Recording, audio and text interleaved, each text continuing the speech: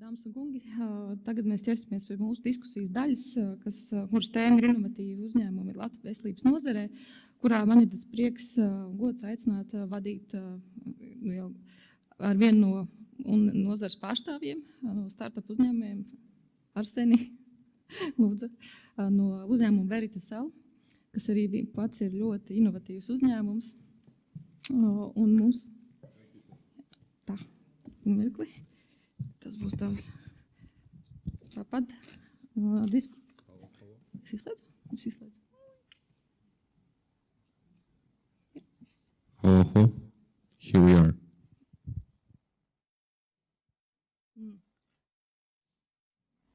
Ir? Jā. Okay. Labi, turpināsim tā, gan jau tiksim tolikt galā ar mikrofoniem. Piedalīsies arī, man ir prieks gods aicināt arī Silvanols valdes priekšsēdētāju piedalīties arī diskusijā šeit, kas pārstāvēs mūsu Latvijas valstu, un savukārt tiešsaistē mums ir pievienojies arī Kristaps Krafte no Vigo Health. Sveiks, Kristap! Ceru, ka tu mūs dzirdi, skatos, ka tu esi ārā svaigā gaisā, lieliski. Also we have our international participants. I'm happy to introduce Katarzyna from Oasis Diagnostics. Good afternoon from Warsaw.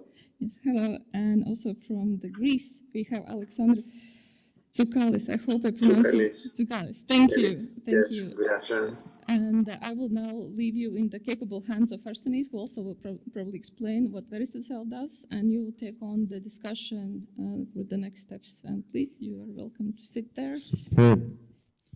Right. Hope we fit here well on this white couch. Yeah, sure. So I'll just briefly introduce myself and then we'll get to the discussion. Hope you can hear me well.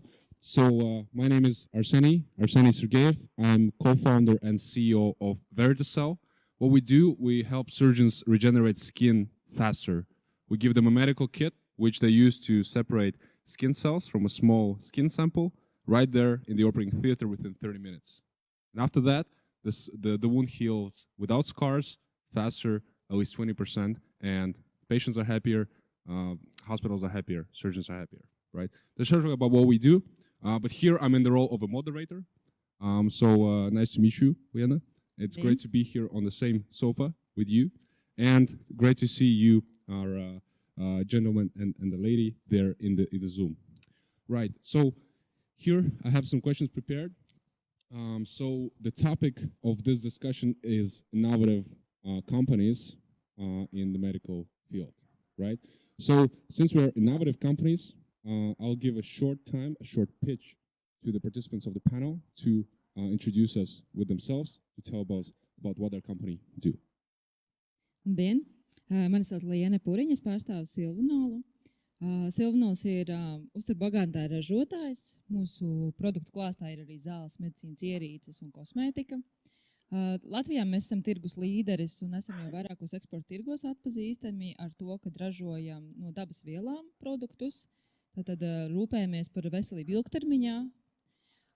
Tas, kas mums ir vairāk tāda aktualitāte, ir 27 gadu pieredze tirgu ir mums kā ekspertiem, kā ražotājiem, uzturbagātinātāji, bet preču zīmju tirgū mēs esam praktiski 10 gadus tikai, kur tā ļoti aktīvi strādājam. Un tas, kamdēļ arī esmu šeit, tāpēc, kad mēs šobrīd sastopamies ar ļoti daudz problēmām, kāpēc no paša sākuma netika reģistrēts preču zīmes. Un tas ir tas, ar ko pieredzes arī varētu būt gatava dalīties ar citiem, ja, kas būtu jāmācās, kāpēc ir jāreģistrē preču zīmes, kāpēc ir jāsadarbojas ar patentu pilnvarniekiem. Wonderful. Thank you, Liene. Next, we have Dr. Katarzyna Borycka, CEO and President of the Board of Oasis Diagnostics. Good afternoon once more. It's a great pleasure for me to be with you today. Thank you for the invitation. I think I'm a really good example of what we are working today about, because I'm a doctor and clinician working for 12 surgeon and treating women who got injured during the natural deliveries. Let me share my screen. I hope it will be possible. Can you see my screen? Is it visible for you? Yes. Perfect.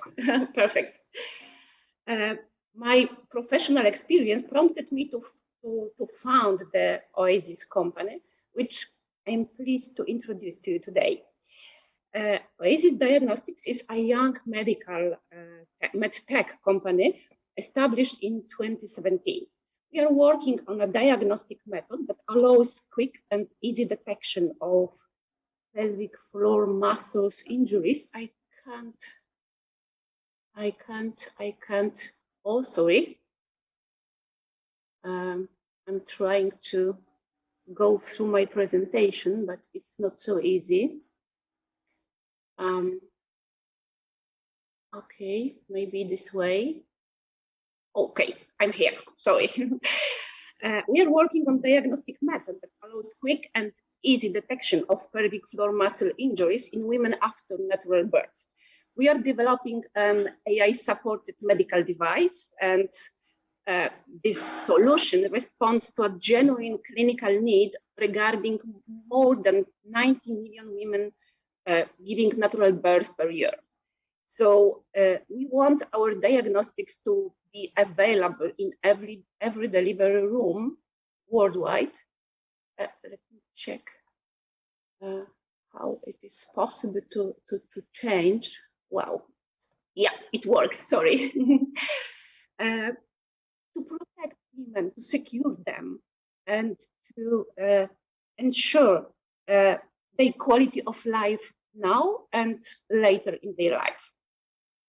So why we are worried so much for women giving birth? Oh my God, yeah, working.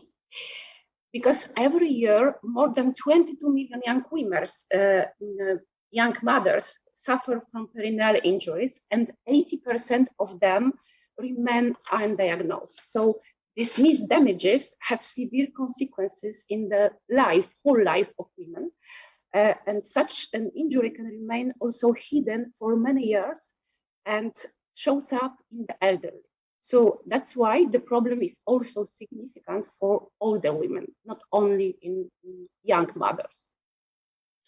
So we can say that there is no suitable method to detect pelvic floor muscles injuries immediately after the delivery, and there is no effective way to prevent these serious complications later in their life. Our solution is step forward in obstetric standard and also in maternity care.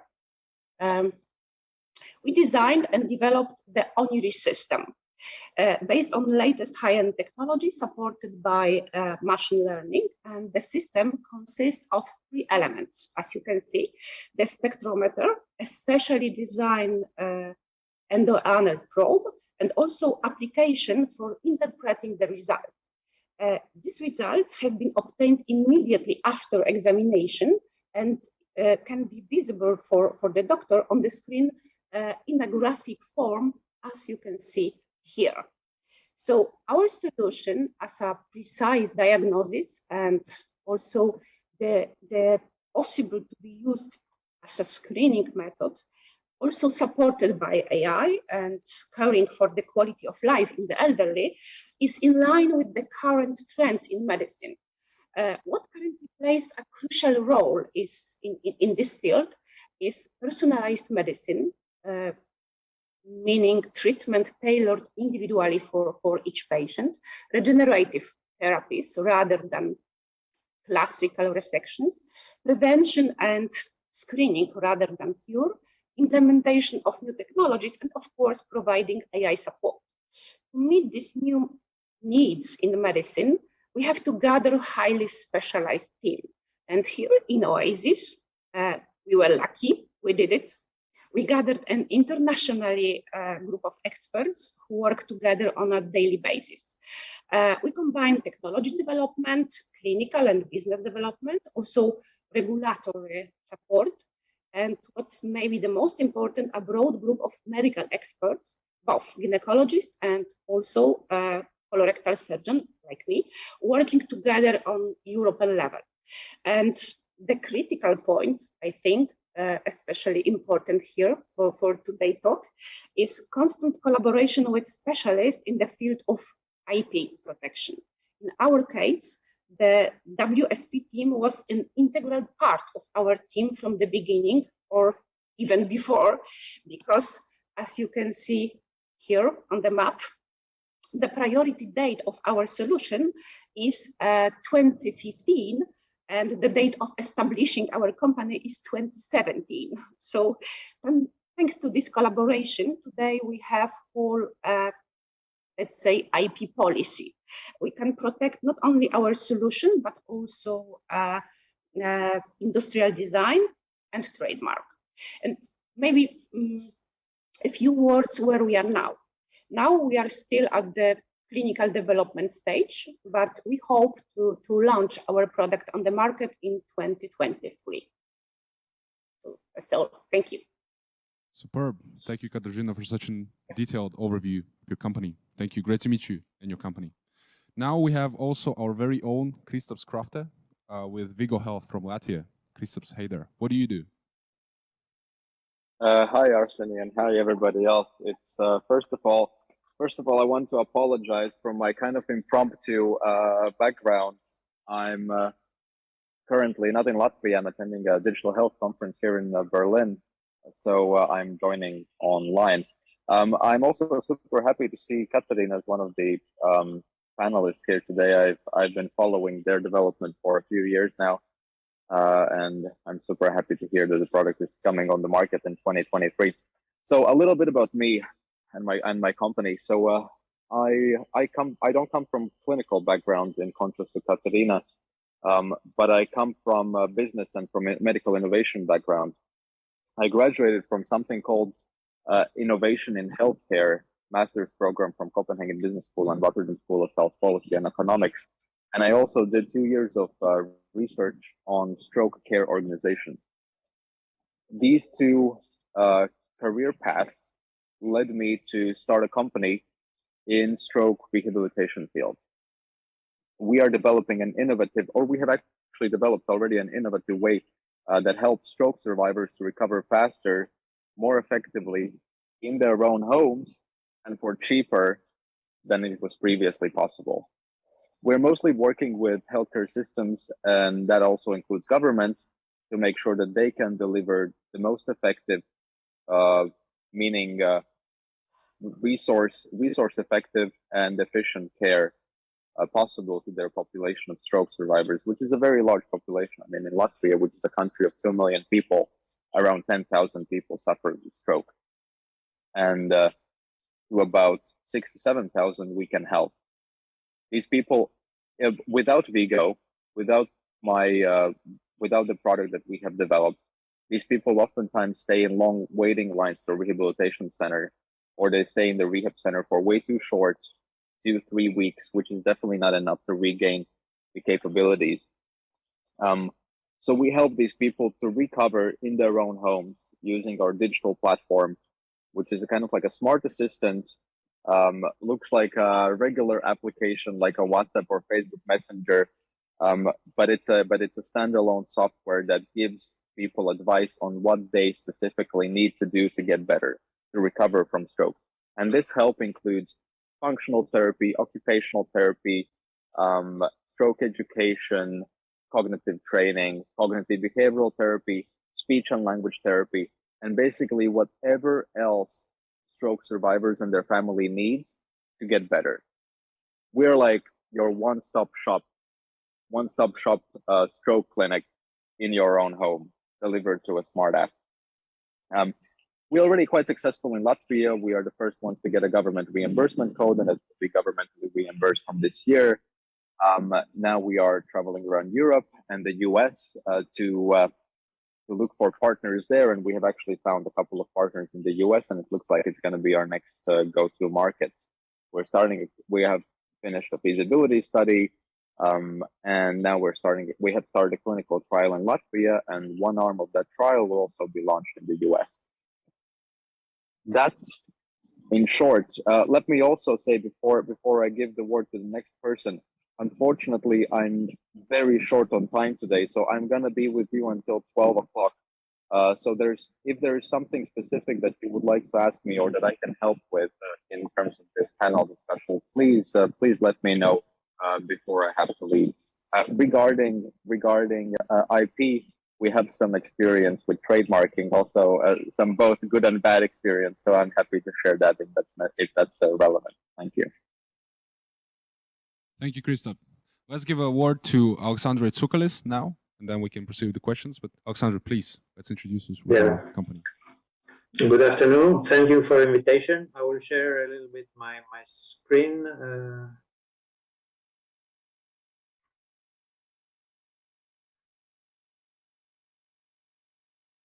Okay. We are a company from Greece, and we make infusion pumps. Today we have these ambulatory infusion pumps. These are for pain treatment, for post-operative pain or terminal cancer pain, for delivery, for women in the delivery case, for chemotherapy, for parenteral nutrition. Alexandre, sorry to interrupt you, but we don't see your screen. You need like. Can you make sure? I said. Share screen. There is this button to press.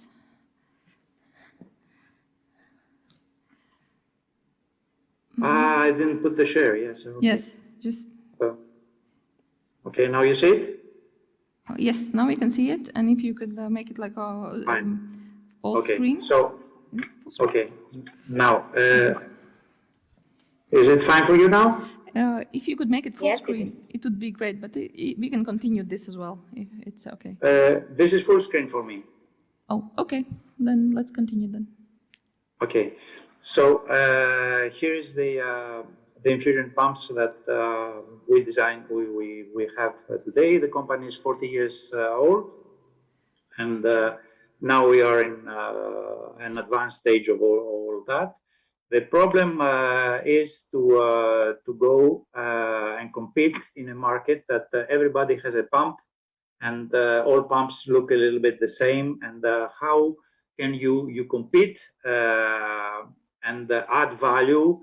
And value does not mean that you add cost. So in order to compete in a crowded market, you have to have a unique selling proposition. So we rely on patents.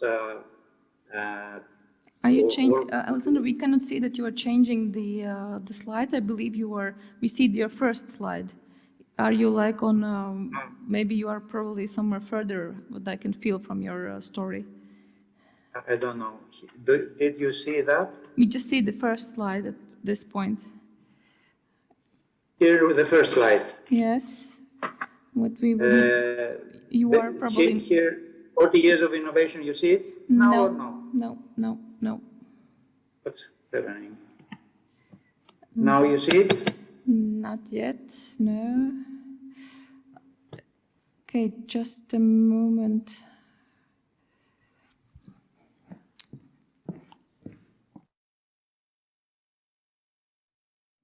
Yep.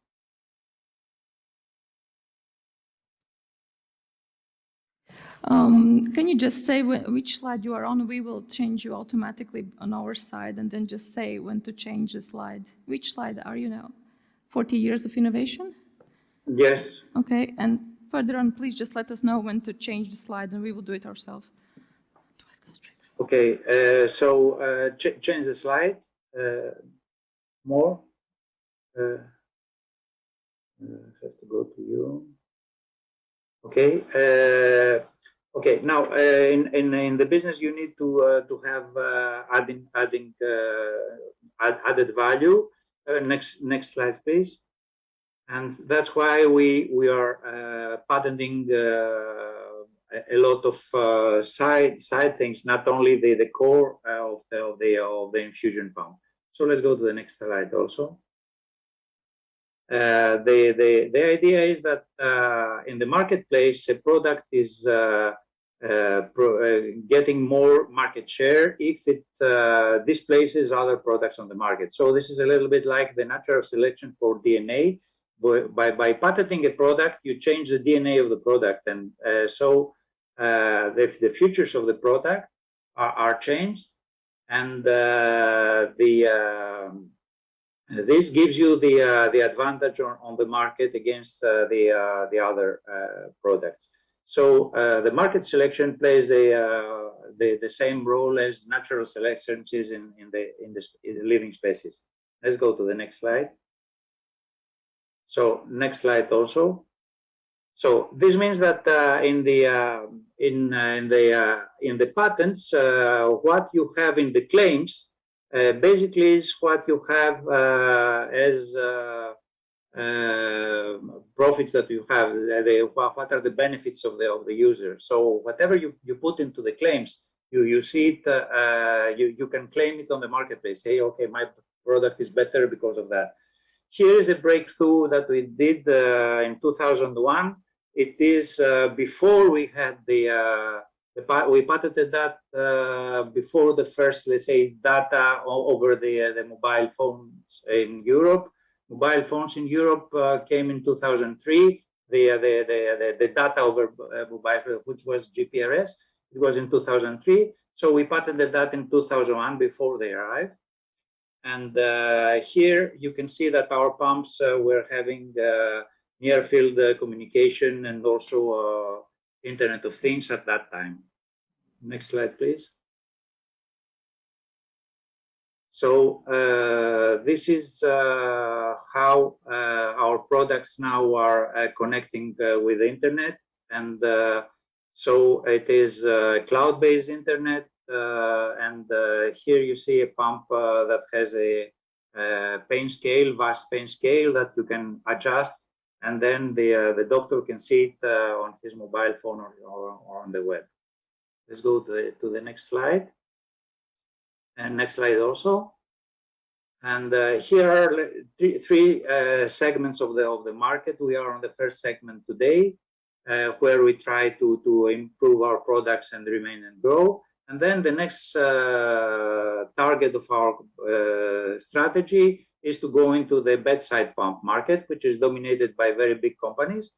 And in order to go there, we needed a lot of more, let's say, creativity, not to be the same as everybody else. And we also try to go into the medicines that are because we try to make them very have more advantages on the medicines with our strategy.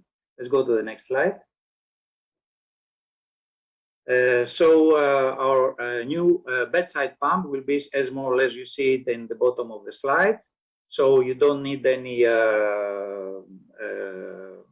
mains operation. The battery there is for a very long time, and the pump is so small while being it's not a toy. It's 1,000 milliliter per hour, so it's exactly the same as a big pump that you have today.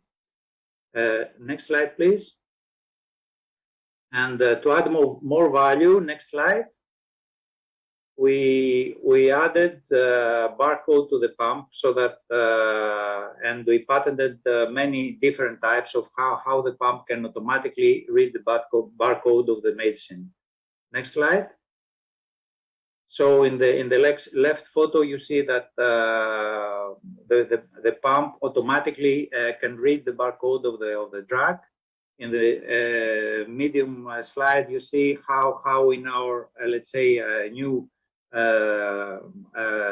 bags we have a portion for the drug that is diluted into the big volume, and that the pump can see both the diluent and the dilutant, and then can give you the pump automatically what is the concentration of what you have done inside. And this gives a lot of security in the marketplace. And the right side is that this can also, we have technologies to help also other more standard products to have the same, let's say, convenience. Next slide, please. So generic drugs are having now very low margin, and with all what we try to do is to increase their value, not their cost. Next slide. And so here we are, I finished. So this is to tell you that it's not just the pump itself, but it is a lot of things around the pump that can make it much more valuable to the user and increase the user experience. We have a lot of context from you all. Thank you very much. And now we can proceed with the questions. I'll catch you, Kristaps, for one question at least. So maybe you could outline what has been your approach to protection of the IP, because we are all kind of medical devices. You are also a medical device, but you're more like a software, it feels like, at least. What has been your approach, and maybe what you missed of kind of the support from the IP system to make it successful? Correct. So Vigo is a totally software-based product, and I mean, what we do in regards to IP, as I mentioned before, we have trademarked Vigo, our logo and the name. But regarding the software itself, there is a copyright that is, I believe, a policy. We don't need to register it. It's just everything that is in the software, including what people see and what they don't see. So what they see is our content, what they don't see is our code. That's all our property. We didn't need to register this separately in any way. There are ways how to patent software, and some companies have chose to do that, how to patent software, how to patent algorithms. But the thing is that it's really hard to defend these patents. Algorithm patents, other competitors, if we patent some algorithms, they can just change a few things and patent a new algorithm or use it as a changed algorithm, but it's basically ours, just with a few changes. And then we wouldn't really be able to protect it successfully. Furthermore, it would be extremely expensive. So we have decided to take a strategy where we don't patent our code or our content, but it's still protected by copyright. In terms of trademarks, that's of course quite straightforward. We patented Vigo, both logo and name, as in domains related to health. But the thing is that now that the company's name is Vigo Health, that's how we're branded now. We didn't patent Vigo Health, the two words together in one trademark. So we didn't trademark these two words together, which now gives us a little bit of trouble. Vigo is trademarked in domains of health, but it's not trademarked as two words. So this gives a little bit of trouble, but other than that, our IP is secured by copyright. Cool, thanks. And maybe one thing of kind of support that you would need to make it even a better experience with protecting your IP. See, if I'm of course thinking about, as I mentioned previously, software is quite difficult to patent. Maybe I'm wrong, and maybe there is a way on how to successfully patent software that is not very costly and that is most importantly effective. That would be effective to from competitors. That would make us protect our innovation from our competitors. So if there is a way on how to patent or secure software, I would be very happy to find this out. And not only me, but many other companies that work in digital health and that have developed their own solutions, we would be very happy to find out about that more. Awesome. Thank you, Kristaps. We have to let you go, right? Yes, thank you very much. And again, my apologies that I have to jump off like this, but guys, I wish you the best of the discussion. And if there's any questions from the audience or from other panelists to me, please feel free to connect with me on LinkedIn. I'm very happy to continue this conversation. Thank you. Bye-bye. Awesome. Thank you, Kristaps. All right, but we continue. Okay. If I can, just a word of comment. Sure. Yeah, because I agree that I think the software is impossible to be patented. And from my side, we have the same problem because one of one-third element of our solution is application, is a software. And this is the crucial thing in our solution, I think, because this is AI-supported module, which is very difficult to make. And so we would love to have a patent for that, but this is impossible, so that's a pity. Thank you, Katarzyna. And actually, we touched upon the topic of trademarks as well, which worked for Kristaps more. And Liene, you mentioned in the beginning that you were one of the first ones here to start using them in terms of in this, or what was your approach with the trademarks that you mentioned? Jā, es turpināšu latviešu valodā. Restīvi, mūsu tā pieredze ir tāda, ka uzņēmums tika dibināts un attīstījās. Viņš ļoti liels investīcijas ielika tieši produktu kvalitātē, drošībā. Lai gan uzturbagātinātājiem nav vajadzīgi GMP standarti, Silvanols ir izgājis visu certifikāciju, tā kā ražo līdzvērtīgās zāles atbilstoši kvalitātei. Mums ir tieši tāpat arī R&D nodaļa, kas strādā pie tā, lai produktu būtu tiešām īpaši, atšķirīgi un galvenais, lai viņi būtu droši un tiešām palīdzoši, tad ārstējoši. Nu, nevarētu par uzturbagātājiem teikt ārstējoši, ja, bet viņi tiešām palīdz atvesaļoties. Tātad tas, kas tika novēloti darīts, ir strādās pie preču zīmju aizsardzības.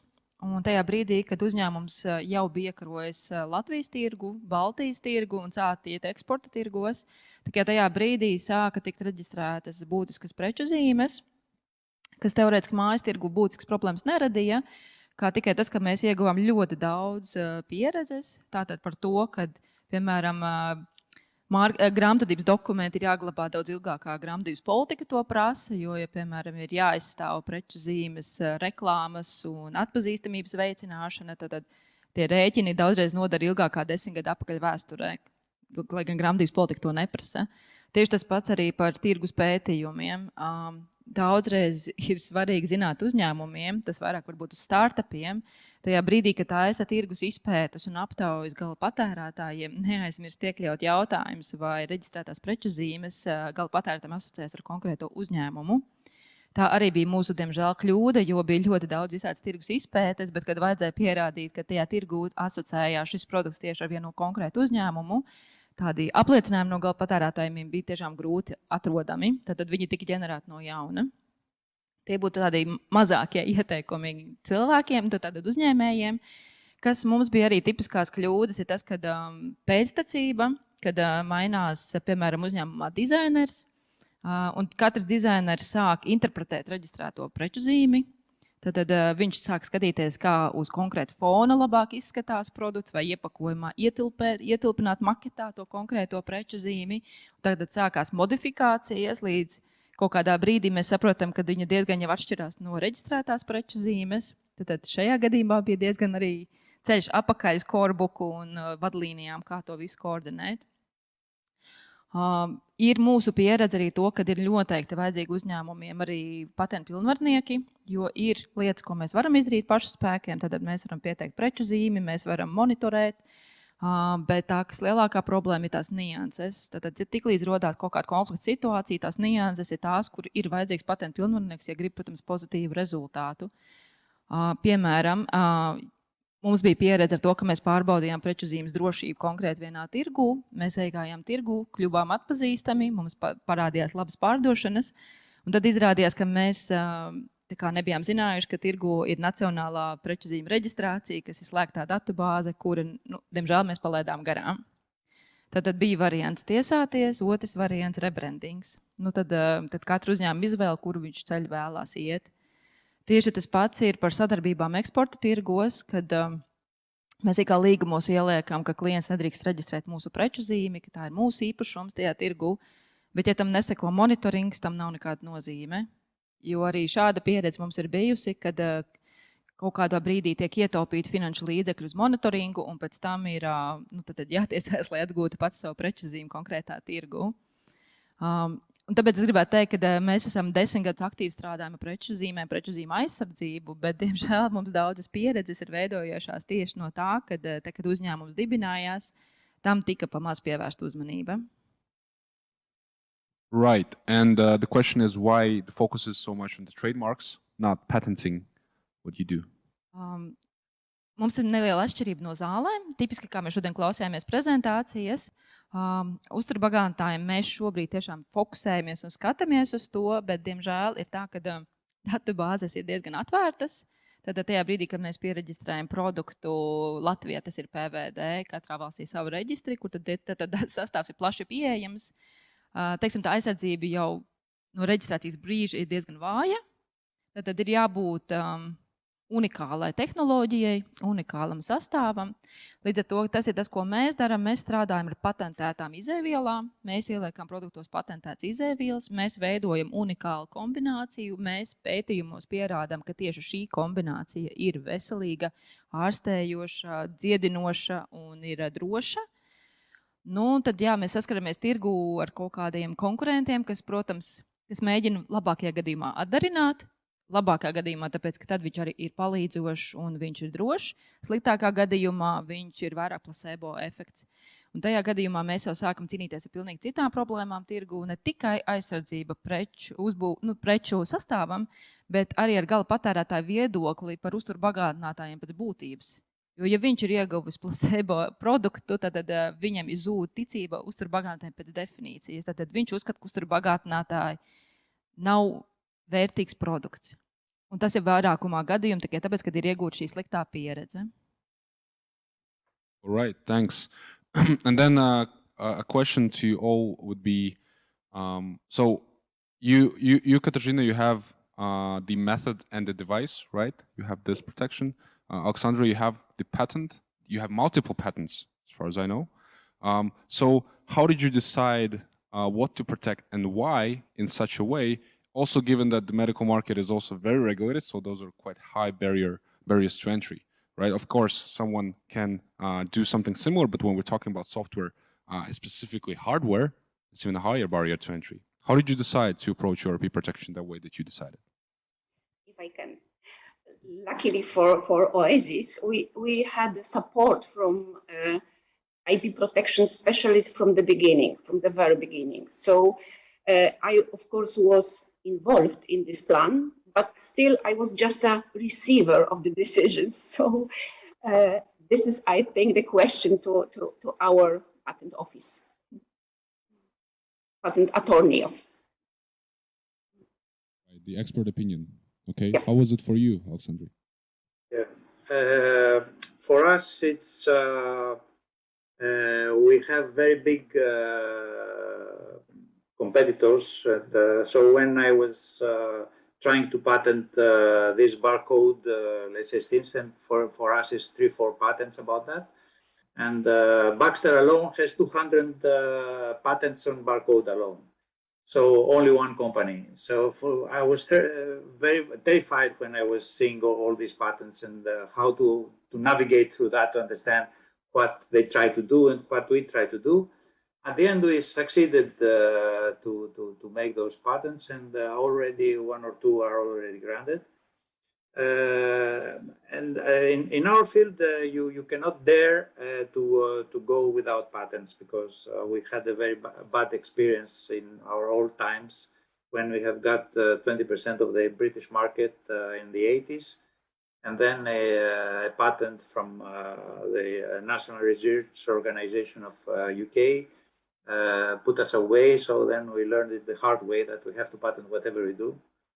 And since then, we try to, for every different aspect that we have, we try to put a patent. So today we have more than 22 patents, families. We patent both in Europe and US at the same time. Right, and that's actually connected to the next question I wanted to ask is, how do you effectively strategically manage the portfolio of patents or trademarks, a portfolio of different IPs within the company? Because of course, some companies, for example, I have just one patent and it's just pending. I don't even have a patent yet in my company. You already have multiple products with trademarks with patents. How do you manage that successfully for that to really protect you and be an asset within the company? For us, I'm the only one who is working with patents in the company. I'm also CEO, but more of the CEO task now is on my son task. And so I have a German patent office as an Infusion Pumps and partner. and they take most of the care about how to treat with all those patents and all the examiners' problems and things like that. So I most guide them where is the important and where are our basic interests, commercial interests, so that to protect the commercial interests instead of just trying to make a patent that has no real value for the company. And in our case, we knew from the beginning that we will have to have an innovative solution, because there was no solution on the market till now to solve the problem of effective detection of obstetric injuries. So from the beginning, the solution was innovative. We decided to patent the method, and then we were thinking about the cost, of course. I mean that the patent procedure is very expensive, so we decided to cover only the most important markets for us, and then go with industrial design in another markets. So that was the politics, and now we would like to have a very close collaboration with our patent attorney team. Right. We didn't go with that. So you were thinking about this cost aspect a lot, especially at the early stages, and you chose what was commercially the most advantageous, right? Okay, Liene, how was it for you? You or your company kind of learned it the harder way? Is there a process right now? Jā, nu mums ir līdzīgi tā, ka mēs arī, protams, mēs skatāmies no ekonomiskā viedokļa, tad vai tas ir racionāli reģistrēt šo preču zīmi.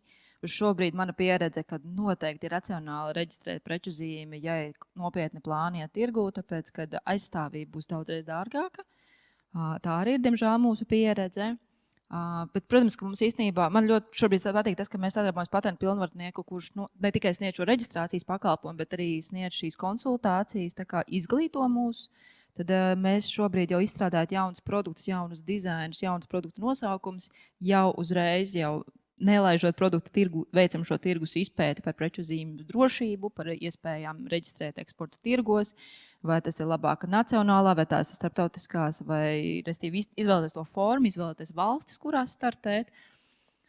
Jo tā pieredze ir arī tāda, ka gribējās kā labāk piereģistrēt uz Eiropas Savienību, ja, bet tad, ja startē Eiropas Savienībā 2 valstīs un pārējās valstīs nevar pierādīt izmantošanu, ja, tad tas arī nav tāds labs risinājums. Tā kā tiešām patentu pilnvarnieku loma ar izglītošanu, lai tam tiešām ir jēga, tam visiem aizsardzībai, ne tikai reģistrācijai, bet pēc tam arī tai aizsardzībai, tam ir tiešām, kam mēs pievēršam uzmanību šobrīd. All right, thanks. And we touched upon this question of enforcing the patent when there's intellectual property, I mean, not just a patent, but enforcing the intellectual property protection. So when there's a breach of this intellectual property, so what does it entail? Have you had experience with that? Or you just took the preventive measures not to go to that point when someone really has the bravery to breach the intellectual property? Did you have an experience when someone breached your intellectual property? I guess gladly not. Gladly not. But maybe do you know what happens in that case? Or maybe what preventive measures you take? As Liene mentioned, that's already doing the market research. Basically, in the medical industry, that's why we patent so much. It is that we respect each other. So even with competitors who are friends, we all know each other through congresses, through everything. So we do not try each one to go into the fit of the other. So we try to be a little bit loyal. That's why we don't have infringements in our industry. I would like to point a little bit, because you refer about the cost. In the last SACEPO meeting that we had a few weeks ago, we learned that by the end of this year, the unitary patent will be in force, because it will be ratified by the German authorities. And so they said that the cost for all Europe about this all the 45 countries. I don't know how many they are. It is only 5,000 euros. This is the basic cost. So it's affordable to everybody. And from next year, that all that will be in place. That is a very good idea for everyone to patent heavily. Interesting. And talking about how you direct the innovation efforts in your company. So as we mentioned, you have the portfolio of products. So how do you manage to create this new IP? Is it that something is researched, something comes up, and then you protect it, or is it more coming from the market demand? So you understand what the needs are, and then you direct the R&D efforts to develop that certain product. It is a very hard, let's say, digging into your domain. Very hard digging into the needs, and so this comes from a lot of key opinion leaders that we have and we invite also in Greece. We go and see them in congresses. We have a congress now in Thessaloniki, and we will see them there. And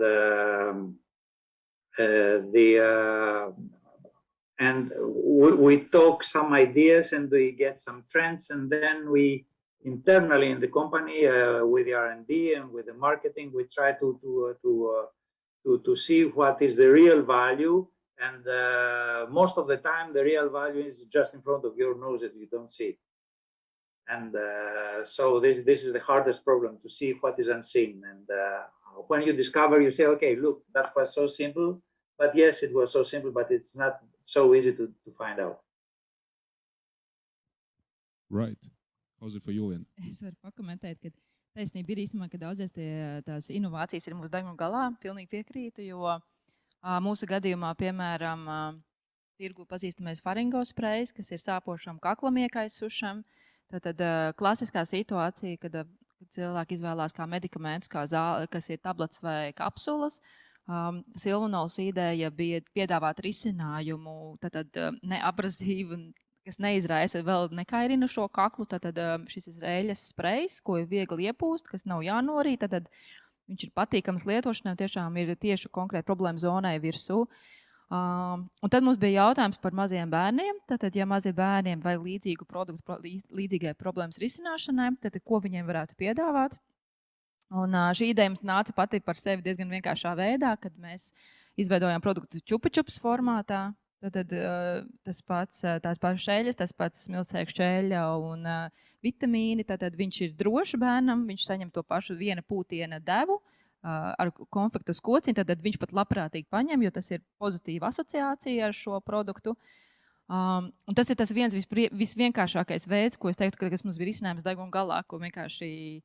Bet, protams, ir arī daudz citas lietas, kā mēs arī skatāmies tās produktu formas. Mēs piedāvājam produktu formas, kas ir kapsulas, kas ir sprejs, kas ir balzāms, kas ir sūkājums tabletes, kas ir čupa-čups, kas ir gēls. Mēs tad skatāmies katru lietotāju un viņa vajadzību. Tad tās ir intervijas ar gala patērētāju, jo tas ir tas galvenais, kuram mēs vispār šeit strādājam. Tad mums ir jāsaprot viņa patiesā vajadzība. Ja viņš kādu produktu nelieto, tad noskaidrot, kāpēc viņš viņu nelieto, mēģināt piedāvāt risinājumu. Vai arī otrs variants ir izdomāt kaut ko pilnīgi jaunu un radīt to kā tādu must have rītdienā. Ja? Tad viņš šodien liekas, ka viņš bez tā mierīgi var iztikt, bet rītdienā viņam liekas, ka tas vispār kāds vakardien varēja bez tā dzīvot. Bet lielākoties tās ir īstenībā sarunas, tiešās sarunas ar gala patērētāju.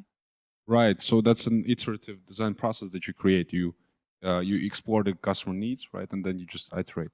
Interesting, because there are many solutions which are already protected. So how do you kind of surf through that? So you find something so new or so different that you can do from your side to kind of add to this? Ar aizsardzību ir grūtāk šajā gadījumā, jo tirgus tiešām ir ļoti atvērts un ļoti atvērts arī uz atdarināšanu. Tad vienīgais, uz ko mēs varam strādāt, ir tas, ka ir komunicēt par to, ka mēs to tiešām darām laboratorijās, kas ir certificēts. Tad mēs to darām tiešām augstu atbildības sajūtu par drošību, par efektivitāti. Tad mēs ejam ar uzņēmumu, preču zīmi pa priekšu, tad ar uzticamību. Jo tas, ar ko mēs arī tirgū sastopamies, ja, tad ir, kā mēs saucam, viendienīši. Tad izveidota tiek interneta platforma, kur tiek pārdot uzturu bagātinātāji. Bet, diemžēl, ir gadījumi, kad cilvēks sāk lietot produktu un viņam rodās kaut kādas sūdzības, neatbilstības, blaknes. Viņam vairs nav pie kā griezties, jo šī lapa jau ir slēgta. Tas ir tas, ko mēs piedāvājam. Tad mums ir 27 gadu pieredze. Mūsu gala patērētājs zina, ka, ja viņam būs problēmas, uz e-pastu atbildēs, uz zvanu atbildēs un tiks reģistrēta sūdzība, tad mēs arī reāli izskatīsim šo, viņam tiks oficiāli arī atbildēts. Diemžēl daudzas internetu platformas šo nepiedāvā. Viņas piedāvā e-pastus, kur, diemžēl, viņas ir labākajā gadījumā ir uzbūvēta robots, kas automātiski atbild, sliktākā gadījumā tas ir vienkārši nekurienē. Okay. And then talking about maybe taking this a bit further, like a helicopter view on the health system overall and its needs and the challenges right now. So maybe from your perspectives, we have quite a broad coverage of the medical applications, medical products. So maybe you could comment on what challenges do you see in the medical system that specifically could be solved using or with the help of intellectual property, of creating something new and innovating and using all the resources for that. Es varu no savas puses, tāpēc, ka es pavisam drīz arī piedalīšos vienā citā konferencē, kas ir tieši par produkta efektivitāti. Tā kā, man liekas, tas, kur nozarei noteikti vajadzētu iet, tad, ka finansējums daudzreiz seko arī tajā, kad pacientam tiešām palīdz. Vai nu tas ir iekārtas diagnostika laicīga, vai tas ir medikaments, ko viņš lieto, jebkas, kas tiek iesaistās medicīna, ka tas ir efektīgs. Kad efektivitātei seko finansējums, nevis procesam. Right, so that's more about developing the process and ensuring the product or the medicine works and helps. But is there? Yeah. Sorry. Sorry. Continue, please. Yeah, because from my let's say medical startup point of view, the situation is quite different because. Here, I see some critical points and critical role of IP, because IP can protect the time we have to dedicate for clinical development. So I think this is very important to us to have support from IP side, because as it is about human life and health, the essential need is to demonstrate the clinical performance and safety of the new technological solutions, and it takes time. So I think IP policy, IP procedure gives us this time. And the second thing is, I think that IP built the value of this new established company. I mean that it's not so easy to estimate, to evaluate the new technology and startup by itself. So the company being involved in research and development for several years has no revenue, and often creating completely new healthcare market. So it is not easy to estimate its value. And patents, industrial design, and trademarks objectify this value. So I think this is the role of IP. Right. So it helps to build up this potential value as well. Absolutely. Alexandre, anything to comment on this? Yes. In our case, what we try to do is to completely disrupt the way that pumps are used in the hospital, and this will be hard to do, and that's why we try to make it very complete, to have a very big, let's say, a concrete offering from having taking consideration what happens from the pharmacy, to the wards, to the patient, all the different sites and what are the stakeholders and what they really need, each one of them. And so we try, it's not just one patent, it is a bundle of patents. So it's how to make the product so small, it's 3 patents. How to make it automatically understand what is the drug and so don't make medication errors is another 3-4 patents. So in each one of the things. So before we finish the software and before we have the patent ready, the product ready, there are so much work that has to be done. So to completely have a solution that is completely different. Otherwise, you cannot enter against B. Braun, against Fresenius, against Perfusion. It's very hard otherwise. Right. So we see that IP helps to develop solutions for the health system that improve, of course, the well-being in total society. Well-being. It helps to give time. It protects the time to develop a product, a solution. It builds value or potential value of a company, and also helps to create a competitive advantage by protecting the small components of this new solution for it to really be competitive. Yeah. Right. We have a question from the audience, I guess. Right? Not only actually, it will be maybe a comment from the Latvian Republic Patent Office. And we also saw some lecturers who are writing remarks regarding the software patent that we talked about. So maybe that can give an insight what to do next for the companies that are listening to. So, Agris, please. Let's hear. Yeah, that's here. Jā, paldies. Patiesībā jau ļoti interesanta diskusija un vairākas lietas, ko gribētu pieminēt, bet varbūt tās viens arī komentārs, ko minēja par datorprogrammām. Pēc būtības jau ir līdzīgi, kā izskanēja, ka tas ir diezgan sarežģīts temats, un pēc būtības, ja mēs runājam tīpaši varbūt Latvijas mērogā, tad šāda lieta tiešām praktiski nav patentēta kā tāda, un tur ir vairāk iemesli. Bet kontekstā ar to pašu patentu likumu un Eiropas patentu konvenciju, tad datorprogrammas pēc noklusējuma viņas nav, respektīvi patentējums. Ir izņēmumi, protams, attiecīgi, ja ir tehnisks efekts konkrētai programmatūrai, ko izstrādā, vai tas ir kolēģis, to ļoti labs piemērs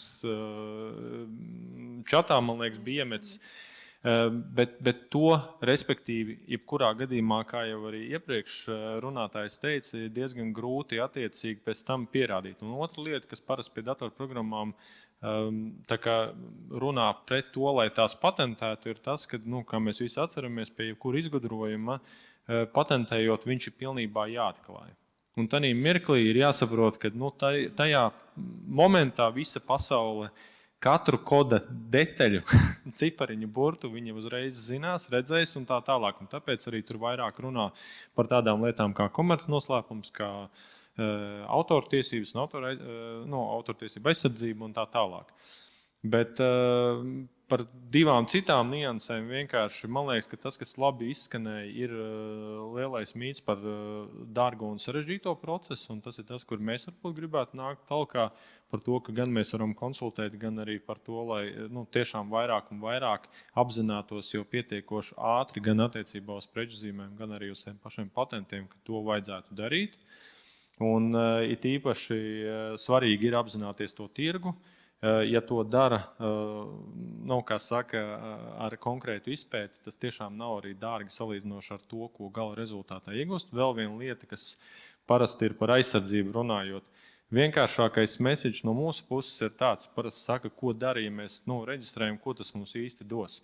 Iedomājieties ar to, kā saka, daudzos vietās nav mans salīdzinājums, bet iedomājieties to visu kā to pašu apdrošināšanas polisi. Respektīvi, ja kaut kas notiek, nav tā, ka uzreiz kaut kas atrisināsies, bet jums ir, respektīvi, iespēja kādā veidā ļoti konkrēti un ātri, kā saka, sekt gan zaudējumus, gan aizliegt kādam kādas darbības darīt, respektīvi, jums ir juridisks pamats. Jums, un tā kā arī minēja, tas noteikti ir lētāk nekā pēc tam attiecīgi tiesāties ar otru pusi un attiecībā uz tam pašam prečuzīmiem patentiem, ja kāds ir paspējis pirms tam to izdarīt. Tad, jā, Tad līdz ar to Latvijā ir īpaši, ka mēs gribam, lai vairāk un vairāk, un mēs redzam, ka kompānijas ļoti inovatīvi pieiet jautājumiem. Ir ļoti daudz risinājumu, kas tiešām pasaules mērogā var konkurēt.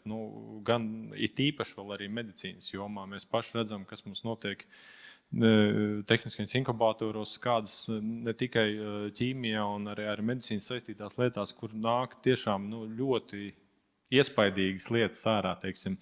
Tad bieži vien mēs redzam, ka tas nenoved līdz šai stadijai, kur jau domā par ideju komercializāciju un kas jau sasaistās ar patentēšanu. Līdz ar to daudz strādāsim kopā, un es domāju, ka mēs arī attiecībā uz vienoto patentu, tā būs laikam šī gada lielā tēma, gada noskaņā, gada noslēgumā. Es domāju, ka nākošo gadu tas visdrīzāk stāsies spēkā un dos papildus iespējas par, būsim godīgi, diezgan saprātīgām naudām to visu darīt. Un pats pēdējais, lai neaizmirst, ka mums ir diezgan daudz arī šobrīd atbalsta mehānismu, gan patentu meklējumiem.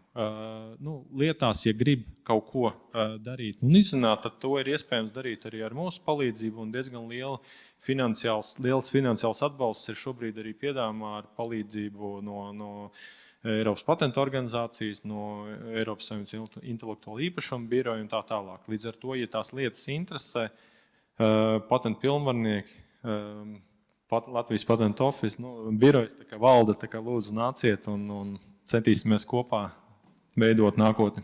Paldies! Superb. Thank you very much. It's great to see that really there is support on this level for protecting your intellectual property and bringing the innovation to the market. Thank you. And it's time to wrap up our panel. So just a couple of insights, a couple of insight points that I had personally as well, and just to summarize everything up.